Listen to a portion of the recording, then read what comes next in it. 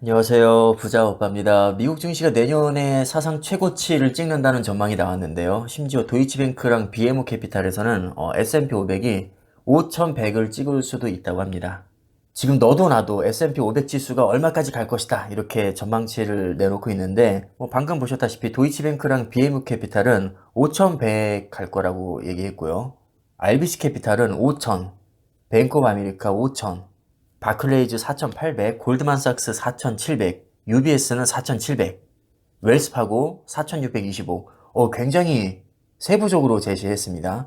모건스탠리 4,500. 평균값을 내봤더니 약 4,836포인트가 나왔거든요. 어제 종가가 4,550포인트니까 최고치인 5,100까지 간다고 가정했을 때 약 10% 정도 오른다는 얘기고요. 평균치로 대입을 해보면 10%가 채 되지 않습니다. 그래서 어떻게 보면 그렇게 파격적인 전망이라고 할 수는 없겠지만 중요한 건 그게 아니고요. 자, 지금까지 월가에서 뭐라고 했습니까? 시티그룹에서는 작년 7월 12일에 S&P 500 지수가 연말까지 상승할 거라고 했습니다.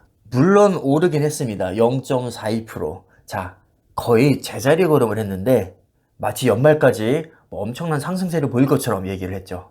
모건 스탠리에서는 작년 9월 1일에 또 뭐라고 했었냐? S&P 500 지수가 연착륙할 경우 3,400, 침체가 오면 3,000 갈 거라고 했습니다. 그런데 경기 침체도 안 왔고 3,400까지 간 적도 없고 3,000까지 간 적은 더더욱 없죠. 완전히 엉터리 전망이었습니다. 그냥 아무 의미 없는 말이었죠.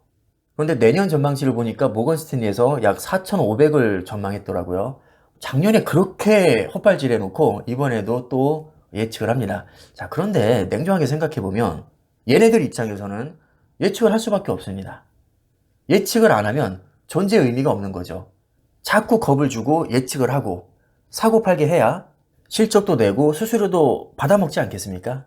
솔직히 저만 해도 그렇습니다. 사실 이런 영상을 올릴 필요도 없는 거거든요. 제가 평소에 하는 얘기가 그냥 좋은 주식에 장기 투자해라. 그러면 이런 얘기를 굳이 여러분들한테 전달할 필요도 없는 겁니다. 근데 제가 왜 영상을 올릴까요?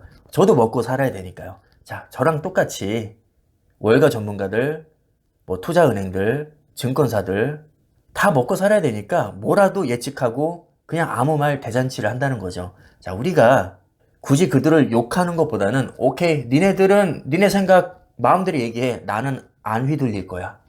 그래, 니들도 먹고 살아야 되니까 예측하는 거 이해해.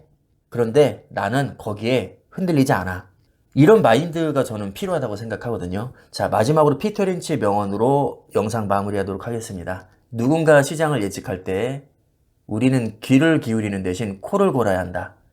회사의 근본이 바뀌지 않는 한 주식을 계속 보유하라.